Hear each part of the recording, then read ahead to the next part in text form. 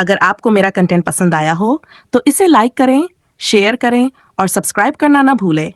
आपका हर एक समर्थन मुझे और बेहतर बनाने और नए रोचक कंटेंट लाने के लिए प्रेरित करता है।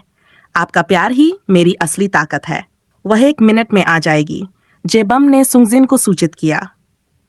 जब सुंगजिन को पता चला कि डिपार्टमेंट फेस्ट ग्रैंड होटल में हो रहा है तो उसका दिल हल्का सा धड़क उठा। यह पहला साल था जब इस तरह का आयोजन हो रहा था और इसका मतलब था कि सारंग भी वहां होगी। उसने बस उसे एक बार देखने की चाहत में ग्रैंड होटल जाने का फैसला कर लिया। उसके पास पहले से ही वहां एक प्रेसिडेंशियल सूट बुक था।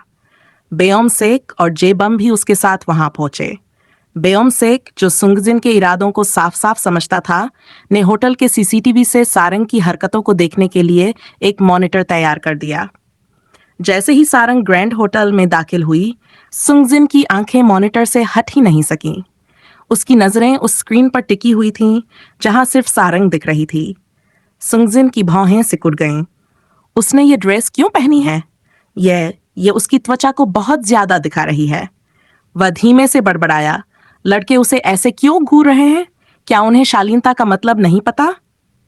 एक पल रुककर उसने हल्की चिढ़ के साथ कहा, काश मैं उनकी आंखें घुमाकर दिखा सकता कि कैसे देखना चाहिए। जेबम ने उसे चौंक कर देखा।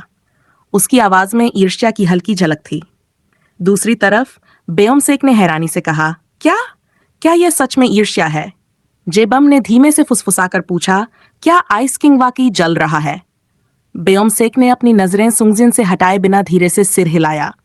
यह तो अविश्वसनीय है। वह जो कभी दूसरों की परवाह नहीं करता था, अब ऐसा बर्ताव कर रहा है। क्या यह वही इंसान है जिसने किसी लड़की की धमकी के बावजूद उसे नजरअंदाज कर दिया था, जब उसने कहा था कि अगर उसने उसे स्वीकार नहीं किया तो वह कुछ भी कर सकती है? यह सोचकर बेओमसेक और भी हैरान हो गया। तभी उसकी नजर मॉनिटर पर गई।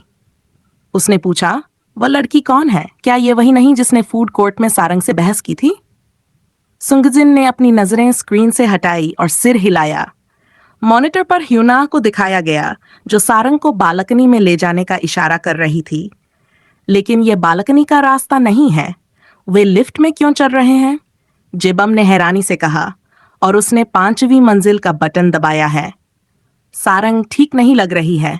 बेओमसेक ने चिंतित होकर सुंगजिन की ओर देखा। सुंगजिन ने तुरंत फैसला किया, मैं उसे देखने जा रहा हूं, तुम मुझे हर एक पल की खबर देते रहना।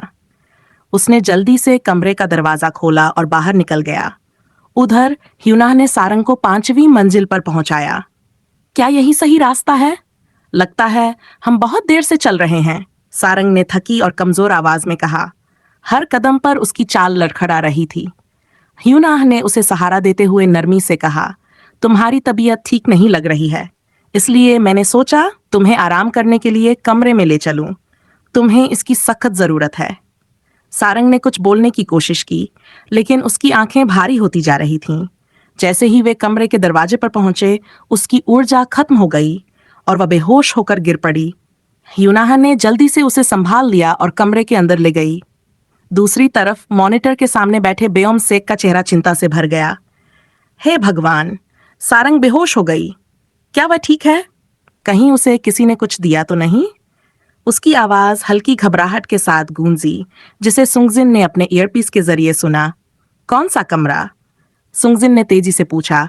कमरा नंबर 520, जेबम ने तुरंत जवाब दिया। सुंगजिन बिना एक पल गंवाए 5वीं मंजिल की ओर भागा। कमरे के अंदर ह्यूनाह ने सारंग को बिस्तर पर आराम से लिटा दिया। उसने संतोष की सांस ली, लेकिन तभी उसकी नजर बाथरूम से आती पानी की आवाज पर गई।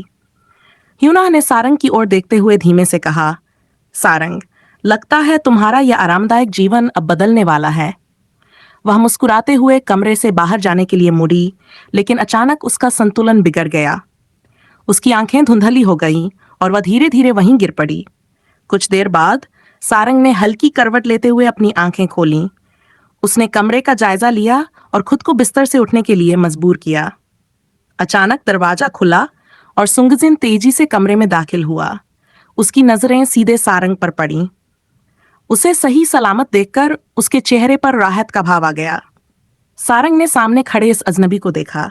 बेतरतीब रंग से बंदी टाई, हल्की सी अस्त व्यस्त शर्ट और माथे पर चमकते पसीने के बावजूद वह अविश्वसनीय रूप से प्रभावशाली लग रहा था। मुझे घूरना बंद करना चाहिए, उसने खुद को डांटते हुए सोचा। अपनी उलझन छुपाने के लिए वह थोड़ा आगे बढ़ी और दृढ़ता से कहा, अगर तुमने एक और कदम बढ़ाया तो। उसने थोड़ा रुककर सोचा, तो मैं तुम्हें बाहर जाने को कहूंगी। सुंगजिन उसकी बात सुनकर हल्का मुस्कुराया। क्या तुम्हें लगता है कि मैं बिना तुम्हारी अनुमति के एक कदम भी बढ़ाऊंगा? उसकी आवाज में हल्की चंचलता थी। सारंग ने उसके जवाब पर हैरानी से देखा और धीरे धीरे अपने होंठ काट लिए। सुंगजिन ने उसकी कमजोरी को भांप लिया। तुम ठीक नहीं लग रही हो, तुम्हें आराम करना चाहिए, उसने नरमी से कहा। तभी सारंग हल्का डगमगाई और इससे पहले कि वह गिरती, सुंगजिन ने उसे सहारा दिया। सारंग अचानक उसके करीब आ गई। वह कुछ पल के लिए स्तब्ध रह गई, लेकिन जल्द ही खुद को संभालते हुए शांत हो गई। ह्यूनाहा अब गहरी नींद में थी। दरअसल सारंग ने पहले ही एक छोटे से ट्रिक का इस्तेमाल कर लिया था, जिसकी वजह से ह्यूनाहा को आराम की जरूरत महसूस हुई। सारंग ने राहत की सांस ली। वह ये जानने की कोशिश कर रही थी कि ह्यूनाहा की मंशा क्या थी, लेकिन अब वह खुद को सुरक्षित महसूस कर रही थी। सुंगजिन ने उसकी ओर देखा और हल्की मुस्कान के साथ कहा, तुम्हारी आंखें बता रही हैं कि तुम थकी हुई हो, अब बस आराम करो, सब ठीक है। सारंग ने एक पल के लिए उसकी बात पर भरोसा किया और उसकी ओर देखते हुए सिर हिला दिया। सारंग ने सोचा कि एक बार ह्यूनाहा बेहोश हो जाए तो वह आसानी से वहां से निकल जाएगी, लेकिन वह इस अजनबी की उपस्थिति से अचंभित थी। उसके दिल की धड़कन तेज हो रही थी, जैसे वह किसी अनदेखे खतरे का सामना कर रही हो। सुंगजिन ने अचानक उसका हाथ पकड़ लिया।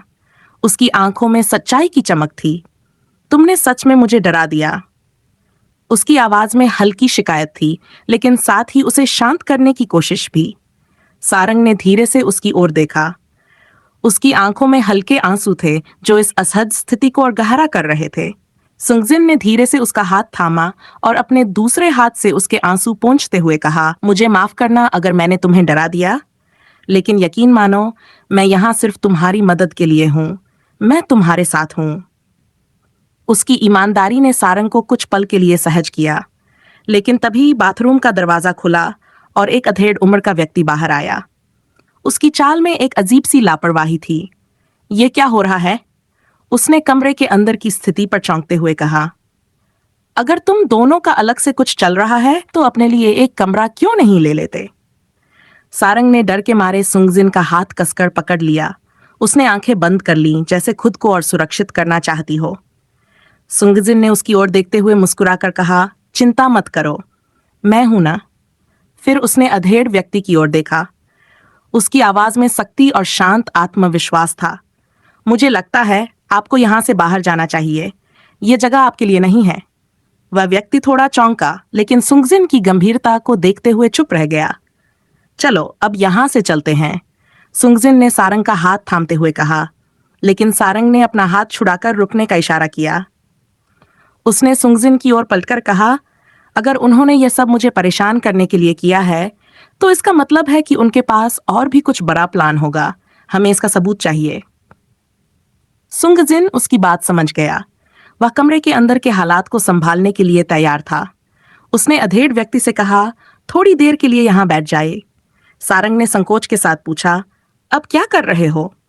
सबूत इकट्ठा कर रहे हैं, सुंगजिन ने हल्के मुस्कान के साथ कहा, लेकिन फिर उसकी आवाज में शरारत छलक आई। पर मेरी एक शर्त है, अपनी आंखें बंद कर लो, तुम्हें यह सब देखने की जरूरत नहीं है। सारंग ने हल्का सा सिर झुका लिया। उसकी आवाज धीमी थी, ठीक है, लेकिन मुझे यह भी पता होना चाहिए कि आगे क्या करना है। सुंगजिन ने गंभीरता से अधेड़ व्यक्ति को बेड पर आराम करने को कहा और अपनी योजनाओं को पूरा किया, लेकिन उसने सुनिश्चित किया कि सारंग किसी भी असहज स्थिति का सामना न करे। जब उसने अपने काम पूरे कर लिए, उसने हल्की मुस्कान के साथ सारंग की ओर देखा और कहा, चलो अब तुम्हें यहां से सुरक्षित बाहर ले चलते हैं। सारंग ने उसकी तरफ देखा और धीरे से सिर हिलाते हुए उसका साथ दिया। वह समझ गई थी कि वह उसके साथ है और इस बार उसने भरोसा करना चुना। ठीक है, मेरा काम हो गया, अब तुम उसकी देखभाल कर सकती हो, सुंगजिन ने सहजता से कहा। सारंग ने उसकी ओर मुड़ते हुए भौहें चढ़ाईं। तुम चाहते हो कि मैं ह्यूनाहा की ड्रेस उतार दूं? सुंगजिन ने शांत स्वर में सिर हिलाया। सब, लेकिन उसकी नजरों में सख्ती नहीं थी। सारंग ने ह्यूनाह की ओर देखा और कुछ पल सोचने के बाद उसने उसे कंबल के नीचे ढकते हुए कहा, नहीं, मैं ऐसा नहीं कर सकती, ये मेरे लिए सही नहीं लगता। सुंगजिन उसकी बात सुनकर मुस्कुरा दिया। वह अभी भी वैसी ही है जैसी 2 महीने पहले थी, इतनी सहज, इतनी सच्ची। यह विचार उसके दिल को हल्की गर्मजोशी से भर गया। सुंगजिन ने तुरंत बियोमसेक से कहा, सारंग के आराम के लिए बगल वाले कमरे को तैयार करवाओ और उसके लिए हॉट चॉकलेट बनवाओ। फिर उसने सारंग की ओर मुड़कर धीमे स्वर में कहा, चलो, मैं तुम्हें दूसरे कमरे में ले चलता हूँ, वहां आराम कर सकोगी। सारंग ने उसे संदेह से देखा। वह सोच रही थी कि क्या सच में वह भरोसेमंद है। अगर मुझ पर भरोसा कर सको तो मेरे पीछे आओ। सुंगजिन ने बिना दबाव डाले कहा और दरवाजे की ओर बढ़ गया। सारंग कुछ पल के लिए हिचकिचाई, लेकिन फिर उसके पीछे चल दी। जब सुंगजिन ने उसे पीछे आते देखा तो उसके चेहरे पर हल्की मुस्कान उभर आई। उसे ये भरोसा पसंद आया। बगल के कमरे में पहुंचते ही सुंगजिन ने उसे आराम से सोफे पर बैठने को कहा। जैसे ही वह बैठी, होटल के कर्मचारी हॉट चॉकलेट और दिल के आकार की कुकीज लेकर आ गए। सारंग ने कुकीज देखकर चौंकते हुए कहा, मेरे लिए? उसने देखा कि सुंगजिन के कप में सिर्फ चॉकलेट थी, उसके कुकीज नहीं थे। सुंगजिन ने हल्की हंसी के साथ बियोमसेक और जे बम को देखा।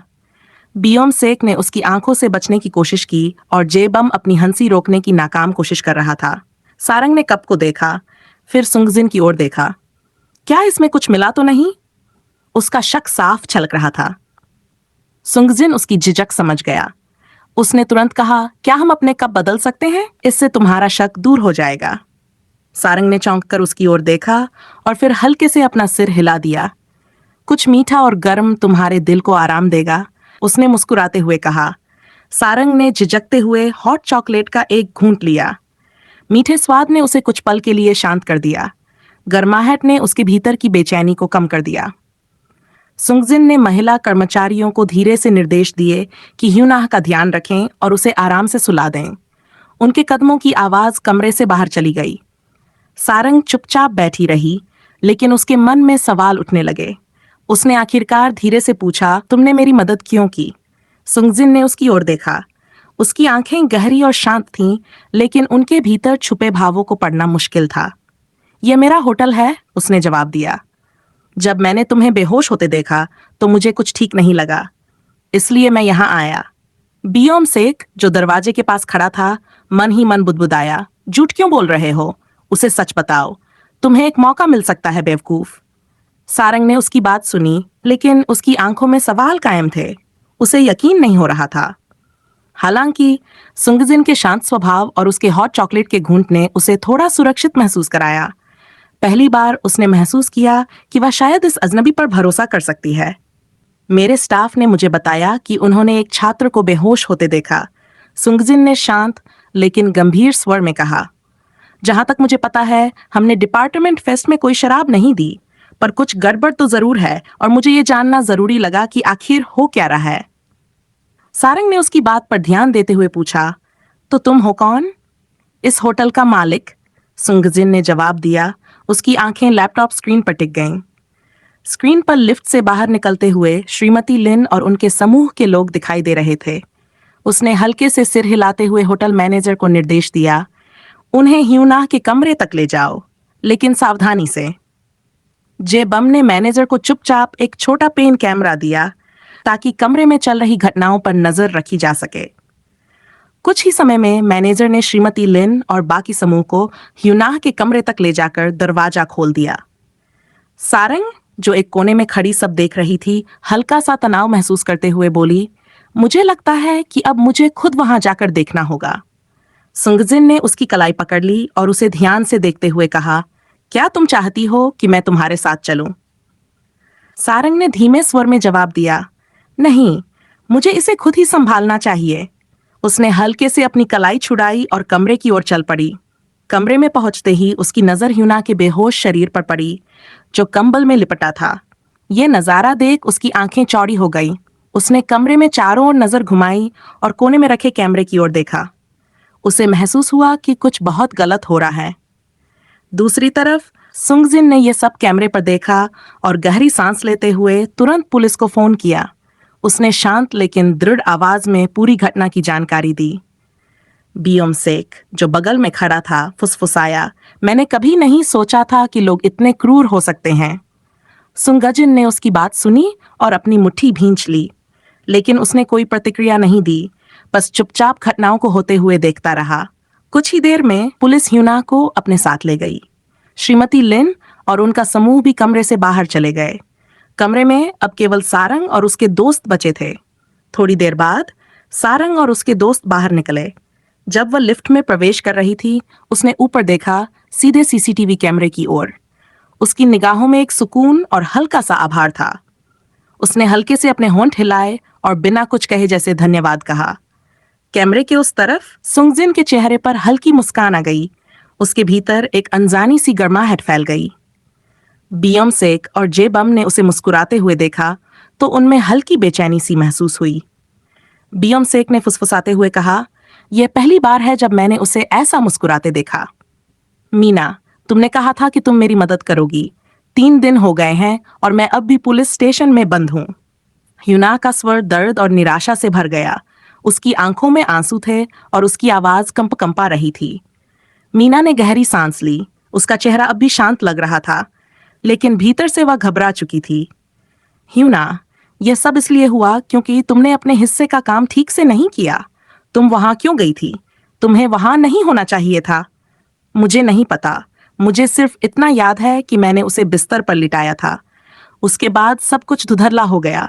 ह्यूना ने आंसू पोंछते हुए धीमे स्वर में कहा, मुझे लगता है यूनजंग ने हमारी योजना के बारे में उसे बता दिया होगा।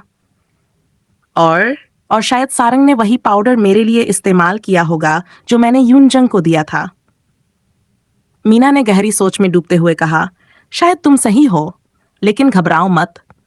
मैंने उच्च अधिकारियों से बात की है। तुम 1-2 दिन में बाहर आ जाओगी। उसने सांत्वना भरे स्वर में कहा और जल्दी से वहां से चली गई। पुलिस स्टेशन के बाहर निकलते हुए मीना ने खुद से कहा, सारंग, ये मत समझना कि तुम जीत गई हो। तुम मुझे उस शख्स की याद दिलाती हो जिसने पहले मुझे कमजोर समझने की भूल की थी, लेकिन इस बार मैं खेल बदल दूंगी। अगली बार जीत मेरी होगी। हाँ, मीना अभी अभी ह्यूना से मिलने गई है, जेबम ने फोन पर कहा जब उसने मीना को पुलिस स्टेशन से बाहर निकलते देखा। क्या तुम उसे रिहा करना चाहते हो? उसकी आवाज में हल्का आश्चर्य था। सलाखों के पीछे बंद करने से खेल खत्म हो जाएगा। सुंगजिन का जवाब संक्षिप्त और ठंडा था। उसने फोन काट दिया। ये लीजिए, मैंने वह तैयार कर दिया है जो आपने मांगा था। बियोमसेक ने एक फाइल सुंगजिन को थमाई। सुंगजिन ने दस्तावेज पर नजर डालते हुए हल्की मुस्कान दी। अब देखते हैं वह क्या करने की कोशिश करती है। कुछ पल की चुप्पी के बाद बियोमसेक ने अपनी हिम्मत जुटाई। क्या मैं आपसे एक सवाल पूछ सकता हूं? सुंगजिन ने बिना पलक झपकाए कहा, क्या तुम पहले से ही नहीं पूछ रहे हो? बियोमसेक ने एक पल रुककर गहरी सांस ली। क्या आप सारंग से प्यार करते हैं? यह सवाल सुंगजिन को थोड़ी देर के लिए चुप कर गया। अगर यह सवाल उससे कुछ महीने पहले पूछा जाता तो उसका जवाब निश्चित होता, प्यार, यह मेरी जिंदगी की आखिरी प्राथमिकता है। लेकिन अब वह खुद यकीन से कुछ नहीं कह सकता था। बियोमसेक ने उसकी खामोशी तोड़ने की कोशिश की। सर, मैं जवाब का इंतजार कर रहा हूं। उसने हल्के मजाक के अंदाज में अपना हाथ सुंगजिन के सामने हिलाया। सुंगजिन ने गहरी सांस लेते हुए उसके हाथ को हटाया और कहा, अपनी उत्सुकता को विराम दो और काम पर वापस जाओ। बियोमसेक ने धीरे से सिर हिलाया, लेकिन वह मन ही मन सोच रहा था, क्या यह इतना मुश्किल है स्वीकार करना कि तुम ये सब इसलिए कर रहे हो क्योंकि तुम उसे पसंद करने लगे हो? सारंग, मैंने सुना कि पुलिस ने कल ह्यूना को रिहा कर दिया है, चैनवू ने धीमे स्वर में कहा। क्या वे ऐसा कैसे कर सकते हैं? ब्योल का चेहरा क्रोध से लाल हो गया। उसकी आवाज में गुस्सा साफ छलक रहा था। लड़की, शांत हो जाओ। सारंग ने उसके कंधे पर हाथ रखते हुए कहा, चाहे वह लॉकअप में हो या नहीं, इससे मुझे कोई फर्क नहीं पड़ता। जो मायने रखता है वह यह है कि हर किसी ने अब उसके असली रंग देख लिए हैं। ब्योल ने गहरी सांस लेते हुए खुद को शांत किया। तुम सही कह रही हो। अब देखते हैं वह अपना सिर ऊंचा कैसे रख सकती है। उसने हल्की मुस्कान के साथ कहा, जबकि उसकी आंखों में अभी गुस्सा चमक रहा था। लेकिन गंभीरता से, तुमने उनकी योजना का अनुमान कैसे लगा लिया? चैनवू ने उसकी ओर हैरानी से देखा। ज्यादा मुश्किल नहीं था। ज्यादातर नाटकों और उपन्यासों में यही होता है। सभी दुष्ट किरदार मुख्य पात्र को नुकसान पहुंचाने के लिए इसी तरह की चालें चलते हैं। कुछ भी नया नहीं था। सारंग ने सहजता से कहा। उसके चेहरे पर आत्मविश्वास की हल्की मुस्कान थी। तो तुम्हारे उपन्यास पढ़ने का शौक आखिरकार काम आया। गेउन ने मुस्कुराते हुए कहा। लेकिन यह कमाल है कि तुम उनकी चाल से बच निकली। उसने उसकी पीठ थपथपाई। सारंग ने हल्के से सिर हिलाया, लेकिन उसका ध्यान कहीं और था। अकेली? नहीं, ये मैंने अकेले नहीं किया। लेकिन वह आदमी कौन था? मुझे तो उसका नाम भी नहीं पता। नमस्ते, सारंग को धरती। तुम कहाँ खोई हुई हो? चैन वू ने उसकी बांह हल्के से हिलाई। कुछ नहीं, सारंग ने मुस्कुराते हुए जवाब दिया। वैसे चैन वू, क्या तुम ग्रैंड होटल के अध्यक्ष को जानती हो? अध्यक्ष? चैन वू ने भौहें चराते हुए कहा। नहीं, मैं नहीं जानता। मैं तो विदेश में बड़ा हुआ हूं, इसलिए मुझे इन चीजों के बारे में ज्यादा पता नहीं है। तुम उसे क्यों जानना चाहती हो? जेसुक ने सवाल किया। सारंग ने उन्हें उस दिन की पूरी घटना बताई। वाह, यह तो राजकुमारी को बचाने वाले शूरवीर जैसा है। ब्योल ने उत्साहित होकर अपने हाथ जोड़े और छोटे बच्चे जैसी मासूमियत से कहा। लेकिन उसने तुम्हारी मदद क्यों की? गेउन ने गहरी सोच में डूबते हुए पूछा। मुझे लगता है वह बस यह सुनिश्चित करना चाहता था कि सब ठीक है या नहीं। जब उसने देखा कि कुछ गड़बड़ है तो उसने दखल दिया, सारंग ने धीरे से कहा। लेकिन उसके मन में अब भी एक सवाल था। उसने ये कैसे मान लिया कि मैं बेकसूर हूं, जबकि उस स्थिति में ह्यूना ही बेहोश थी और कहानी उल्टी भी हो सकती थी। तुम फिर से कहाँ खोई हुई हो? ब्योल ने चंचलता से उसकी बांह हिलाई। क्या तुम उसके बारे में सोच रही हो? क्या वह सुंदर था? सारंग ने मुस्कुराते हुए उसकी तरफ देखा और उसे हल्का सा दूर धकेला। मैं उसके बारे में नहीं सोच रही हूं, और हाँ, वह काफी आकर्षक था। ब्योल ने मजाकिया अंदाज में उसकी तरफ आंख मारी। आकर्षक है ना? चलो बताओ, और क्या सोचा? सारंग ने गहरी सांस ली और हल्की मुस्कान के साथ कहा। कुछ नहीं, बस यही कि दुनिया में कुछ लोग ऐसे भी होते हैं जो बिना किसी स्वार्थ के मदद कर जाते हैं। ओह, क्या यह पहली नजर का प्यार है? चैन वू ने अपनी भौहों को शरारत से ऊपर नीचे किया। प्यार? सारंग ने एक क्षण के लिए उसकी ओर देखा और फिर हल्की हंसी के साथ कहा। मुझे खेद है, लेकिन मेरे पास ऐसी बेकार चीजों पर समय बर्बाद करने का समय नहीं है। उसने अपनी किताबें और बैग उठाया और छात्रावास की ओर तेजी से चल दी। चैन वू ने आश्चर्य से अपनी हथेली फैलाई। क्या मैंने कुछ गलत कहा? गेउन ने उसका कंधा थपथपाया और चेतावनी भरे लहजे में कहा। अरे, उसके सामने प्यार का जिक्र करने से बचो। क्यों? क्या उसका दिल किसी ने तोड़ दिया है? जेसुक ने उत्सुकता से पूछा। कुछ ऐसा ही। प्यार उसके लिए एक ऐसा विषय है जिसे छूने की भी इजाजत नहीं है। ब्योल ने पास पड़े कागज के गिलास को हल्के से कुचलते हुए कहा। समझ गया, आगे से ध्यान रखूंगा, चैन वू ने गहरी सांस लेते हुए जवाब दिया। जबकि चैन वू और जेसुक अपने अपने रास्ते चले गए, गेउन और ब्योल ने सारंग का पीछा किया। सारंग अपने ख्यालों में इतनी खोई हुई थी कि उसके आसपास की दुनिया मानो धुंधली हो गई थी। प्यार, ये एक ऐसा शब्द था जिसने उसकी जिंदगी को कभी खुशियों के करीब नहीं आने दिया। प्यार तो सिर्फ दो लोगों को तबाह करने के लिए बना है, उसने मन ही मन सोचा। उसका दिल उस वक्त नफरत और सवालों से भरा हुआ था। जिन्हें को क्यों मारा गया और मीना पर कोई कार्रवाई क्यों नहीं हुई? क्या यह सबूतों की कमी थी, या किसी ने सच को दबाने के लिए रिश्वत दी, या फिर किसी और को झूठे इल्जाम में फंसाया गया? उसके दिमाग में सबसे बड़ा सवाल था, जिन्हें का शव कहाँ दफनाया गया? क्या यह उनके माता पिता की कब्र के पास है, या उसे कहीं और छिपा दिया गया? उसने बार बार इंटरनेट खंगाला था, लेकिन हत्या से जुड़ी कोई भी खबर उसे नहीं मिली। उसे सही समय का इंतजार था ताकि वह किसी से पूछ सके, आखिर जिन्हें को क्या हुआ? सारंग, रुक जाओ। गेउन की आवाज अचानक गूंज उठी। सारंग को पता ही नहीं चला कि उसके रास्ते में एक तेज रफ्तार कार आ रही थी। जब उसने सिर उठाकर देखा तो उसकी आंखों में डर और सोच की मिली जुली झलक थी। क्या मैं फिर से? उसके पैर जड़ हो गए थे। वह हिल भी नहीं सकी। उसकी दुनिया मानो थम गई थी और उसके कानों में सिर्फ उसकी अपनी धड़कनों की गूंज सुनाई दे रही थी। तभी एक मजबूत हाथ ने उसे झटके से खींच लिया। कार उसके बेहद करीब से गुजर गई, लेकिन वह सुरक्षित थी। क्या तुम पागल हो गई हो? एक सख्त और नाराज आवाज उसके कानों में पड़ी।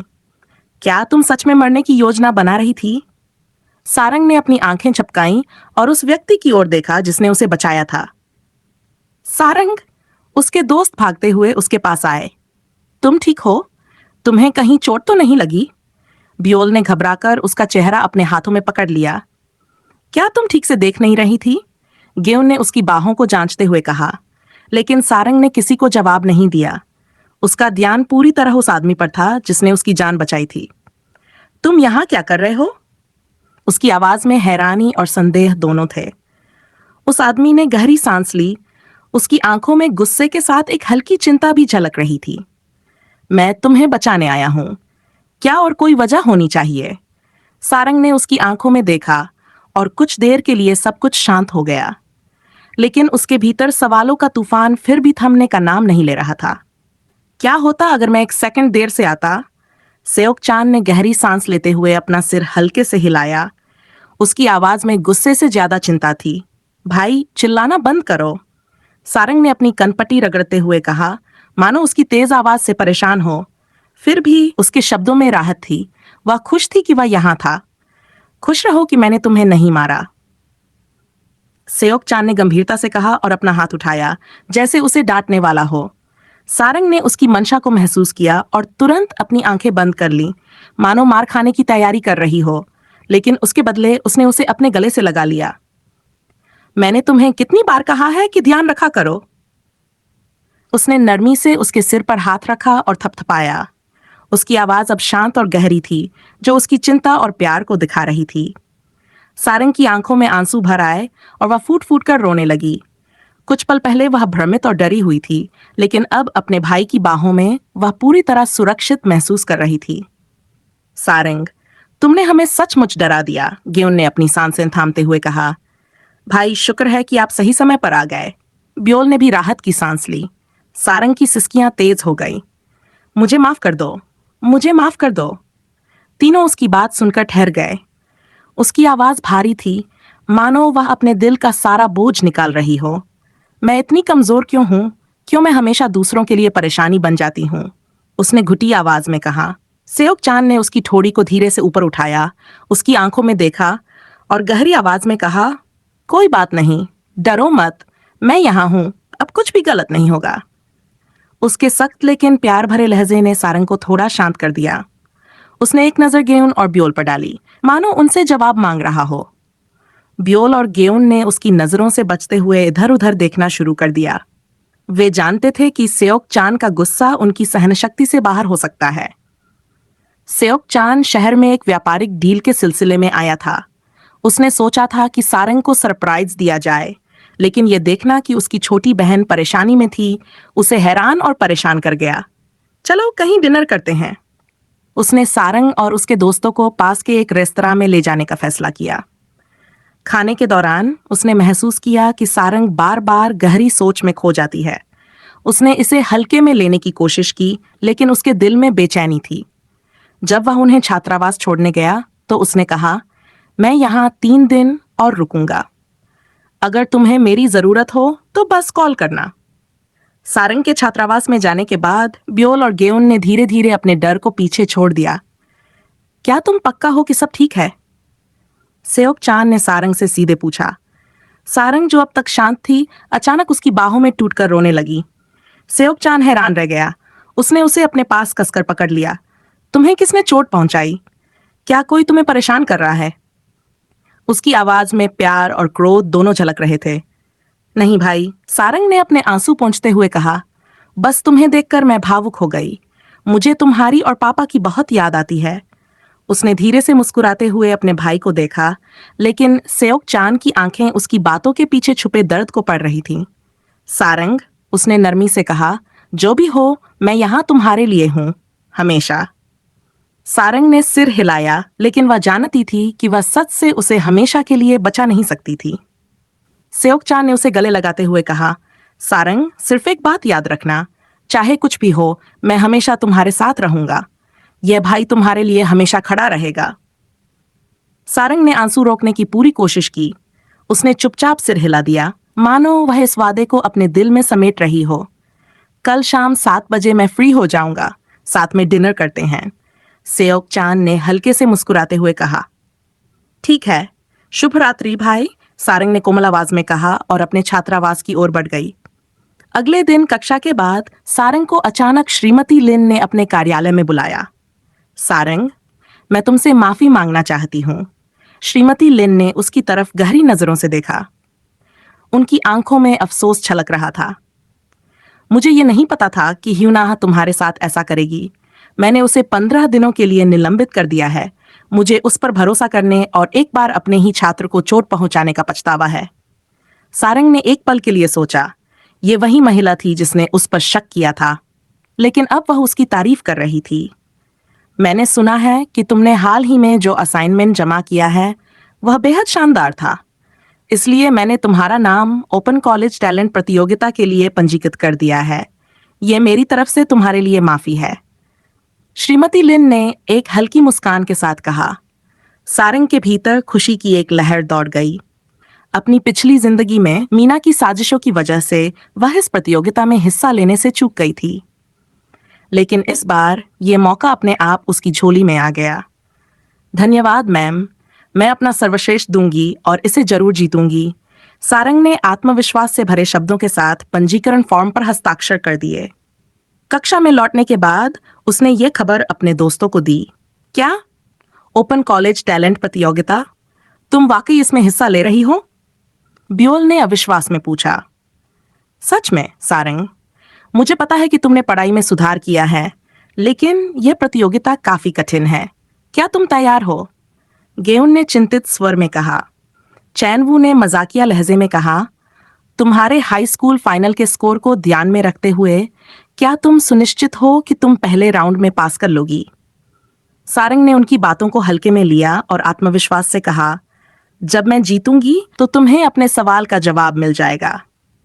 उसकी इस बात पर सभी दोस्त ठहाके मारकर हंसने लगे। तुम्हारे आत्मविश्वास की दाद देनी पड़ेगी, जेसुक ने हंसी रोकने की कोशिश करते हुए कहा। हमें माफ कर दो सारंग, गेउन ने खुद को थोड़ा संभालते हुए कहा, लेकिन यकीन मानो हम जानते हैं कि तुम अपना बेहतरीन दोगी और पहला राउंड जरूर पास करोगी। तुम लोग बहुत ही मतलबी हो। सारंग ने नकली गुस्से से कहा, मैं लाइब्रेरी जा रही हूँ। तुम्हारे साथ वक्त बिताने से अच्छा है कि मैं अपनी पढ़ाई पर ध्यान दूं। उसने अपनी किताबें उठाईं और थोड़ी नाटकीयता के साथ कमरे से निकल गई। क्या उसे गुस्सा आ गया? ब्योल ने गेउन से पूछा। नहीं, गेउन मुस्कुराई। यह उसकी जीतने की तैयारी है। तुम्हें सच में लगता है कि वह पहला राउंड पास कर लेगी? चैन वू ने गेउन से संदेह भरे स्वर में पूछा। देखो, आजकल उसका आईक्यू तेजी से बढ़ रहा है। कौन जानता है वह कब कोई ऐसा झटका दे दे जो हमें दिल का दौरा दे जाए, गेउन ने मजाकिया अंदाज में कहा। फिर गंभीर होते हुए जोड़ा, वैसे भी हमें तैयार रहना चाहिए। अगर वह हार गई तो हम उसे संभाल लेंगे, और अगर जीत गई तो यह उसकी कहानी का एक और अद्भुत अध्याय होगा। दूसरी ओर जे बम ने अपनी दोस्त सुंगजिन को एक नई खबर दी। क्या तुमने सुना? सारंग ने ओपन कॉलेज टैलेंट प्रतियोगिता के लिए नाम दर्ज कराया है। सुंगजिन, जो पानी पी रही थी, ने तुरंत बियोम सोए के चेहरे पर पानी थूक दिया। तुमने क्या कहा? वह झटके में चिल्लाई। बियोम सोएक ने झुंझलाते हुए अपना चेहरा पोंछा। मुझे माफ करना सर, लेकिन क्या आप अपने झटके को व्यक्त करने के लिए मेरे चेहरे का उपयोग बंद कर सकते हैं? जेबम ने मुस्कुराते हुए कहा। तुमने सही सुना, उसका नाम सूची में है। यह रहा सबूत। उसने सुंगजिन को सूची दिखाई। यह लड़की पागल हो गई है, सुंगजिन ने दहाड़ते हुए कहा। उसने जल्दी से सारंग का शैक्षणिक रिकॉर्ड खंगाला। उसके पिछले परिणाम देखो। उसे कभी भी अपनी परीक्षाओं में अच्छे अंक नहीं मिले। यहाँ तक कि मॉक परीक्षाओं में भी वह औसत के करीब भी नहीं थी। और ये ओपन कॉलेज टैलेंट, ये सिर्फ कंप्यूटर साइंस के सबसे बेहतरीन छात्रों के लिए है। बियोम सोएक ने तिरछी मुस्कान के साथ कहा। श्रीमान, उससे पहले कि आप अपनी चिंता दिखाएं, क्या आपको यह नहीं लगता कि मुझे मेरे सुंदर चेहरे पर पानी थूकने के लिए माफी मिलनी चाहिए? संबंधित प्रमुख को बुलाओ, उसे कहो कि उसका पंजीकरण रद्द कर दें। यह मजाक बंद होना चाहिए, सुंगजिन ने गंभीर आदेश दिया। बियोम सोएक ने सिर हिलाते हुए कहा, मुझे खेद है, लेकिन यह संभव नहीं है। पोर्टल पहले ही बंद हो चुका है। नियमों के अनुसार पंजीकरण अब रद्द नहीं किया जा सकता। क्या बकवास है? हम इस प्रतियोगिता के आयोजक हैं। आप कह रहे हैं कि हम इसका पंजीकरण भी रद्द नहीं कर सकते? सुंगजिन ने अविश्वास से पूछा। सर, मुझे आपको याद दिलाने दीजिए, ये वही नियम है जिसे आपने 2 साल पहले खुद लागू किया था। जब एनएलयू ने अंतिम समय पर छात्रों को बदलने की कोशिश की थी, तो आपने इसे रोकने के लिए यह नियम बनाया था। एक बार पोर्टल बंद हो जाने के बाद कोई भी पंजीकरण रद्द नहीं किया जाएगा। बियोम सोएक ने नियम की ओर इशारा करते हुए कहा। सुंगजिन के माथे पर बल पड़ गए। ओह, यह नियम मैंने बनाया था? उसने याद करने की कोशिश की और सिर झुका लिया। ठीक है, यह मेरी ही गलती है, बियोम सोएक ने हंसते हुए कहा। अंत में आप स्वीकार कर रहे हैं कि आप भी परेशान करने वाले हो सकते हैं। अपना मुंह बंद करो, वरना मैं तुम्हें यहां से बाहर फेंक दूंगा, सुंगजिन ने उसे घूरते हुए कहा। जे बम, जो अब तक चुप थी, ने अपनी बात रखी। लेकिन सर, आपने देखा नहीं? मैंने सुना है कि वह हाल ही में अपनी पढ़ाई में बहुत अच्छा कर रही है, यहाँ तक कि उसके शिक्षकों ने उसके असाइनमेंट की तारीफ की है। असाइनमेंट? मुझे दिखाओ, सुंगजिन ने स्क्रीन पर नजर डाली। कुछ पल के लिए वह खामोश रही, फिर बोली, क्या आपको यकीन है कि यह असाइनमेंट उसने खुद लिखा है? यह किसी और ने तो नहीं किया? बियोम सोएक ने कंधे उचका दिए। किसी और ने किया हो या उसने खुद किया हो, वह अब आधिकारिक तौर पर प्रतियोगिता में है। बेहतर होगा कि आप ये देख लें कि उसे हराने वाला आपके विभाग का कोई हीरा हो, वरना वह आपके ही नियमों के तहत जीत का परचम लहराएगी। सुंगजिन ने गहरी सांस ली। ठीक है, देखते हैं कि यह लड़की क्या कर सकती है। मुझे पूरा यकीन है कि यह उसी ने किया है, जेबम ने अपनी आवाज में आत्मविश्वास भरते हुए कहा। डिपार्टमेंट फेस्ट के दौरान सुंगजिन ने सारंग की तेज बुद्धि और अलग सोच को देखा था। पहले उसने सोचा था कि वह पढ़ाई से ज्यादा दूसरे पहलुओं में होशियार है, लेकिन अब उसका असाइनमेंट देखकर वह मानने पर मजबूर था कि उसने उसे गलत आंका था। देखते हैं वह पहला राउंड पास कर पाती है या नहीं, सुंगजिन ने लंबी सांस लेते हुए कहा, मानो खुद से ज्यादा सारंग की परीक्षा हो। मीना के अंदर गुस्से और बेचैनी का तूफान था। जैसे ही उसे पता चला कि उसका नाम ओपन कॉलेज टैलेंट प्रतियोगिता से हटा दिया गया है, उसका चेहरा गुस्से से लाल हो गया। यह कैसे हो सकता है? उसने चीखते हुए कहा। जब उसने श्रीमती लिन से इस बारे में पूछा, तो उन्होंने शांत स्वर में समझाया, मीना, पिछले 2 सालों से तुम इस प्रतियोगिता में भाग ले रही हो, लेकिन इस बार हमने नए छात्रों को मौका देने का फैसला किया है। मीना की आंखें चौड़ी हो गई जब उसने सुना कि उसके स्थान पर सारंग को चुना गया है। उसे लगा जैसे पूरी दुनिया उसके खिलाफ हो गई है। मीना, तुम्हें इतना परेशान होने की जरूरत नहीं है, ह्यूनाह ने उसे सांत्वना देते हुए कहा। मैंने सारंग का रिकॉर्ड देखा है, वह तुम्हारे स्तर तक पहुंच भी नहीं सकती। ह्यूनाह की बातों ने मीना को थोड़ी राहत दी। उन्होंने अपने गुस्से को दबाया और खाने के लिए रेस्तरां की ओर चल पड़ी। जैसे ही वे रेस्तरां में दाखिल हुए, ह्यूनाह की नजर सारंग पर पड़ी, जो एक लड़के के साथ हंसते हुए बातें कर रही थी। उसकी मुस्कान और सहजता ने ह्यूनाह को अंदर तक खटका दिया। क्या तुमने उसे देखा? वह लड़का कौन है? ह्यूनाह ने धीमी आवाज में मीना से पूछा। मीना की नजर लड़के पर टिक गई, जिसने अपनी आकर्षक स्टाइल और आत्मविश्वास से सबका ध्यान खींच रखा था। वह थोड़ा जाना पहचाना लग रहा है। मीना ने बिना पलक झपकाए कहा, याद है पिछले साल तुम्हारे जन्मदिन पर तुम मुझसे मिली थी? ह्यूनाह ने धीमे स्वर में कहा, तुमने कहा था वह तो मेरा टाइप है। सेक-चान, मीना ने हैरानी से कहा, वह सारंग को कैसे जानता है? उनके बीच क्या रिश्ता हो सकता है? मुझे नहीं पता, ह्यूनाह ने कंधे उचकाते हुए कहा। लेकिन सारंग जैसी गरीब लड़की सेक-चान के साथ? यह थोड़ा अजीब है। कहीं वह हमारे सर्कल का हिस्सा बनने के लिए यह सब तो नहीं कर रही? मीना के चेहरे पर संदेह और नाराजगी की झलक थी। हो सकता है, ह्यूनाह ने हल्के से कहा। जब सारंग और सेक-चान उठकर जाने लगे, तो मीना ने कदम बढ़ाए और उनके पास जाकर कहा, सारंग, यह तो बड़ा संयोग है ना? सारंग ने उसकी ओर देखा और मन ही मन सोचा, यह अचानक इतनी दोस्ताना कब से हो गई? सेक-चान ने अपनी नजरें मीना पर टिकाईं और सहज स्वर में पूछा, सारंग, ये कौन है? सारंग कुछ कहने वाली ही थी कि मीना अपनी मुस्कान के साथ बीच में कहा, मैं ली मीना हूं। उसकी आवाज में आत्मविश्वास था, लेकिन उसके शब्दों में ऐसा प्रभाव था जो बिना बोले ही बहुत कुछ कह रहा था। सारंग की सीनियर, मीना ने अपनी मुस्कान को बनाए रखते हुए कहा। सारंग ने झटके से आंखें घुमाई, सी ने मन ही मन बड़बड़ाया। सारंग के हाव भाव ने सेओक चान को स्थिति समझा दी। वह जान गया कि उसके सामने खड़ी ये लड़की उसकी बहन की दोस्त तो बिल्कुल नहीं है। तुमसे मिलकर अच्छा लगा, मैं वही हूं। उसने कहना शुरू ही किया था कि सारंग ने उसे बीच में रोकते हुए कहा, माफ करना, हमें जल्दी है, हम निकल रहे हैं। सारंग ने बिना एक और शब्द सुने सेओक चान का हाथ पकड़ा और उसे बाहर खींचते हुए ले गई। मीना का चेहरा गुस्से से लाल हो गया। उसने मेरी बात काटने की हिम्मत कैसे की? और ये लड़का कौन है ये? क्या सच में इसका उससे कोई रिश्ता है? मीना ने खुद से सवाल किया। क्या तुमने देखा वह कितनी घमंडी थी? और वह लड़का, क्या तुम्हें लगता है कि वह उसका बॉयफ्रेंड है? ह्यूनाह ने अपनी आवाज में हल्का सा व्यंग्य डालते हुए पूछा। ऐसा कोई तरीका नहीं है, वह उस जैसी हारने वाली के साथ कभी नहीं हो सकता। मीना ने अपना गुस्सा काबू करते हुए कहा और अपनी कुर्सी पर बैठ गई। तो अब क्या करने की सोच रही हो? ह्यूनाह ने उसकी ओर झुकते हुए पूछा। मुझे उससे अकेले मिलना होगा। मुझे उसे समझाना होगा कि वह उसकी बेवकूफी भरी चालों का शिकार न बने। मीना ने ठंडे स्वर में कहा। ह्यूनाह के चेहरे पर एक हल्की मुस्कान आई। मुझे लगता है कि तुम्हारे लिए मौका बन सकता है। कैसे? मीना ने उत्सुकता से पूछा।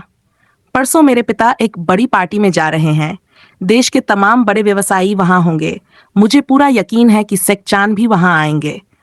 तुम्हारे पिता को भी आमंत्रण मिला होगा। क्यों न तुम उनके साथ वहां जाओ? ह्यूनाह ने एक रणनीतिक मुस्कान के साथ सुझाव दिया। मीना की आंखों में चमक आ गई। मैं अपने पिता से बात करूंगी। यह एक बेहतरीन मौका है। इस बार मैं सारंग को कोई सुखद अंत नहीं देने दूंगी। तुमने मुझे घसीटकर क्यों बाहर निकाला? सेक चान ने गहरी सांस लेते हुए पूछा, जब वह उसे छात्रावास वापस छोड़ रहा था। भाई, क्या तुमने एनएलयू में दाखिला लेते समय मेरी बात नहीं सुनी थी? मैंने तुमसे कहा था कि हमारी पहचान छुपाकर रखना। हमें एक साधारण जिंदगी जीनी है। अगर तुम उसे बता दोगे कि तुम मेरे भाई हो, तो क्या तुम्हें नहीं लगता कि सब लोग हमारे बारे में बातें करने लगेंगे? मैं लाइमलाइट से दूर रहना चाहती हूँ, सारंग ने गंभीर स्वर में कहा। लेकिन तुम्हारा चेहरा कुछ और कहता है। तुम्हारी आंखें बताती हैं कि तुम उससे नफरत करती हो। सेक चांद ने अपने सिर को हल्का झुकाते हुए कहा। सारंग की आंखों में हल्की काली परछाई उभर आई। मेरे शरीर की हर कोशिका उससे नफरत करती है। सेक चांद एक पल के लिए स्तब्ध रह गया। उसने अपनी बहन को इस तरह के गहरे गुस्से में कभी नहीं देखा था। उसके भीतर के सवाल उमड़ने लगे। आखिर एनएलयू में उसने क्या झेला है? जैसे ही कार रुकी, सारंग बाहर निकल गई। उसने पलटकर कहा, वादा करो जब तक मैं न कहूं तब तक किसी को मत बताना कि तुम मेरे भाई हो, समझे? सेक चांद ने भौहें उठाई। तुमने अपने बड़े भाई को धमकाना कब से शुरू कर दिया? उसने मजाक में उसके बाल बिखेर दिए। बंद करो, सारंग ने उसका हाथ छटकते हुए कहा और दूर जाने लगी। लेकिन सेक चांद ने फिर से उसके बालों को सहलाना शुरू कर दिया। उसी वक्त चान वू और जेसुक अपनी कार से गुजर रहे थे। उन्होंने दूर से देखा कि सारंग किसी अजनबी के साथ बहस कर रही थी। वह किससे लड़ रही है? जेसुक ने हैरानी से कहा। रुको, चानवू ने कार रोकते हुए कहा। दोनों जल्दी से बाहर निकले और उनकी ओर दौड़ने लगे।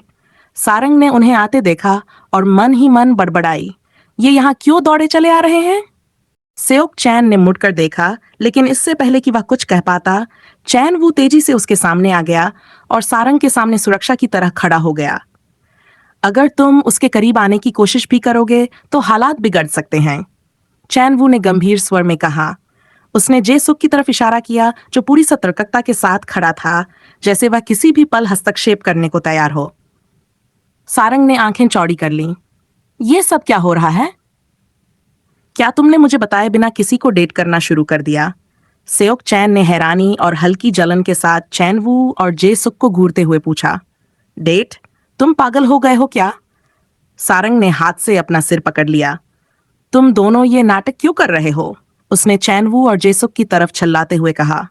हम तुम्हें इस अजनबी से बचा रहे हैं, चैनवू ने नाटकीय ढंग से कहा, मानो वह कोई वीर योद्धा हो। अजनबी? सेओक चैन ने भौहें उठाते हुए कहा। क्या तुम सच में मुझे अजनबी समझ रहे हो? हमें तुम्हारी चालाकी पर भरोसा नहीं है, जेसुक ने गंभीरता से कहा। अगर तुम्हें कुछ भी संदिग्ध करने की कोशिश करनी है तो तुम्हें पहले हमें पार करना होगा। सारंग ने गहरी सांस ली, फिर मजबूरी में सिर हिलाया। हे भगवान, ये क्या तमाशा है। देखो, तुम दोनों मेरी बात सुनो, उसने कहा। तुम जिस लड़के को इतना अजीब समझ रहे हो, वाह। सारंग रुक गई, फिर सीधे सेओक चैन की ओर देखा। मुझे माफ करना, मैं इन्हें तुम्हारे बारे में पहले नहीं बता सकी। ये दोनों मेरे दोस्त हैं। तुम्हारे दोस्त? चैन वू ने चौंकते हुए कहा। हाँ, वह मेरा भाई है, सारंग ने सीधा और स्पष्ट जवाब दिया। चैन वू और जेसुक की आंखें अविश्वास से चौड़ी हो गई। भाई? दोनों ने एक साथ पूछा। सेओक चैन ने अपनी हंसी रोकने की कोशिश की। तुम्हारे दोस्तों की ये सुरक्षा रणनीति काफी मनोरंजक है, लेकिन अगली बार शायद तुम सबको पूरी बात समझ लेनी चाहिए। सारंग ने अपने माथे पर हाथ मारते हुए कहा। तुम दोनों बिना सोचे समझे हर किसी से लड़ने क्यों लगते हो? हमने बस तुम्हें सुरक्षित रखने की कोशिश की, चैन वू ने बचाव करते हुए कहा। हाँ, लेकिन हम समझ गए। अब हमें और शर्मिंदा मत करो, जेसुक ने धीरे से कहा, लेकिन उसकी आवाज में अभी भी थोड़ा आत्मविश्वास झलक रहा था। सारंग ने सिर हिलाया और हल्के से मुस्कुराते हुए कहा, तुम दोनों को थोड़ा सोच समझकर काम करना सीखना होगा। और हाँ, ये मेरे बड़े भाई हैं, तो अब आराम से रहो। सेओक चैन ने मुस्कुराते हुए कहा, यह दिलचस्प था, लेकिन अगले बार किसी निष्कर्ष पर पहुंचने से पहले सवाल जरूर जरूर पूछना। चैन वू और जेसुक ने शर्मिंदा होकर सिर झुका लिया। ठीक है, हमें माफ करना।